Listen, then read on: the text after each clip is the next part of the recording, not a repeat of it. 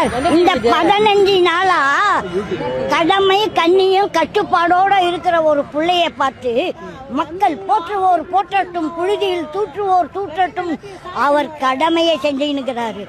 இப்ப ஸ்டாலின் அவரை துச்சாகமாக பேச வேண்டாம், அது அறிக்கை சும்மா பேச சொல்ற மாதிரி தான் இருக்குது. அடிக்கிற மாதிரி அடிக்கிறாங்க, அழுகுற மாதிரி அழுகணும், அது தவறானது சார். இவ்வளவு நாள் ஆண்டவன் அந்த கொளத்தூர் தொகுதியில மண்ணை கவ்வனுமே அவர் ஒரு மாற்றம் ஆயிட்டார் சார், ஒரு மாதிரி ஆயிட்டார். இப்போ அந்த அவர் சொல்றாரு துர்கா அவர்கள் டென்ஷன் ஆயிட்டாங்களாம்.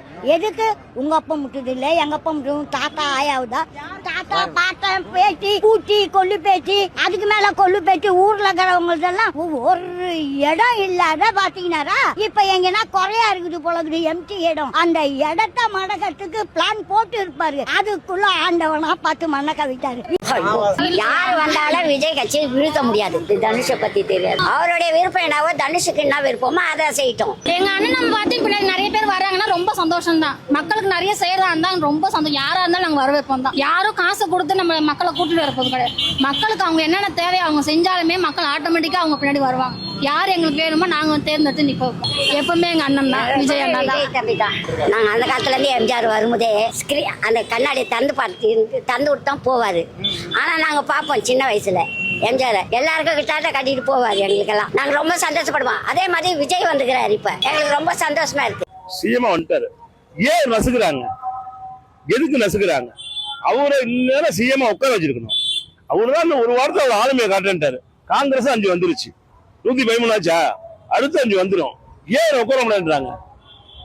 ஏன் பயப்படுறாங்களா? இல்ல என்ன விஷயம்? எக்ஸ்பீரியன்ஸ் இல்லாம தான் வந்துட்டாரு. மக்கள் பூரா போட்டாச்சு, இதுக்குமே என்ன இருக்கு அவருக்கு?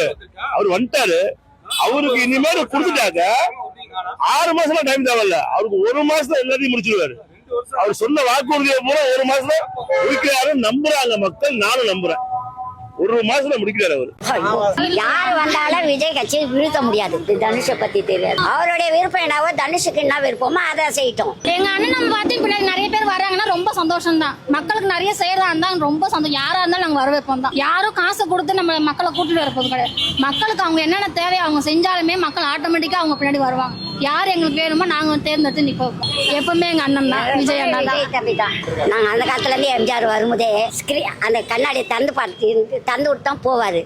ஆனா நாங்க பாப்போம் சின்ன வயசுல எம்ஜிஆர் எல்லாருக்கும் கிட்ட கட்டிட்டு போவாரு. எங்களுக்கெல்லாம் நாங்க ரொம்ப சந்தோஷப்படுவோம். அதே மாதிரி விஜய் வந்துக்கிறாரு, இப்ப எங்களுக்கு ரொம்ப சந்தோஷமா இருக்கு. மக்கள் ஆட்சி எல்லாம் சேர்ந்து விஜய் சாரை வர வச்சுக்கிறாங்கன்னா ஏதோ நல்லது நடக்கும்னு வர வச்சுக்கிறாங்கல்ல, நடக்கும், நல்லதே நடக்கும். இல்ல அதான் சார்கிட்ட தான் நாங்க அதான் விஜய் சார் தேர்ந்தெடுத்துக்கிறோம்ல, நல்லதே செய்வாரு, எங்களுக்கு நம்பிக்கை இருக்குது. நம்பிக்கை இருக்க வச்சுதான் எல்லார் மக்களையும் சேர்ந்து நாங்க அவரை தேர்ந்தெடுத்துக்கிறோம். கண்டிப்பா நல்லது தான் செய்வாரு, கெட்டதா எங்களுக்கு செய்வாருன்னு எங்களுக்கு கொஞ்சம் கூட துளி கூட எங்களுக்கு இது இல்லை. நல்லதே செய்வாரு, செய்தாருன்னா சந்தோஷம். அவருக்கே தான் மீண்டும் மீண்டும் அவருக்கே தான் மக்கள் ஓட்டு போடுவாங்க. எல்லாத்தையுமே பாக்குறோம், பார்த்துன்னு தான் இருக்கிறோம். யார் யார் என்னென்ன பண்றாங்க, இவங்க என்ன பண்றாங்க, எல்லாமே வெளிச்சம் வரும். ஒரு நாள் வெளியே வரும்போது எல்லாமே தெரியும் மக்களுக்கு.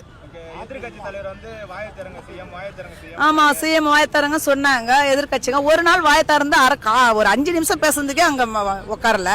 உனக்கு நாள் ஃபுல்லா பேசினாருன்னா இருக்கவே மாட்டாங்க. எல்லாமே பார்த்துன்னுக்குறாங்க மக்கள் அவர் என்ன பண்றாரு, ஏது பண்றாரு, அவங்க கூட இருக்கிறவங்க என்ன சொல்றாங்க, என்ன செய்யறாங்கன்னு இப்ப எல்லாமே செய்தி தான் பார்க்க ஆரம்பிச்சுக்கிறாங்க, தவிர இப்ப சீரியல் பார்க்க ஆரம்பிச்சது கிடையாது.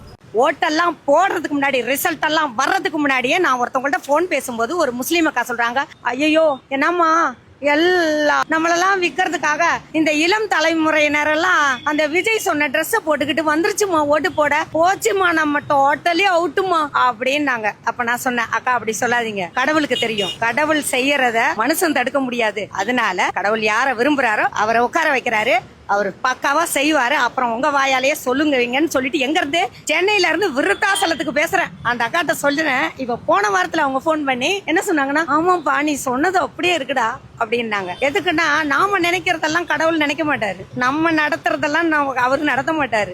அவரு என்ன நினைக்கிறாரோ, கடவுளுக்கு என்ன விருப்பமோ, ஏன்னா உங்க மேல அக்கறை உள்ளவர்.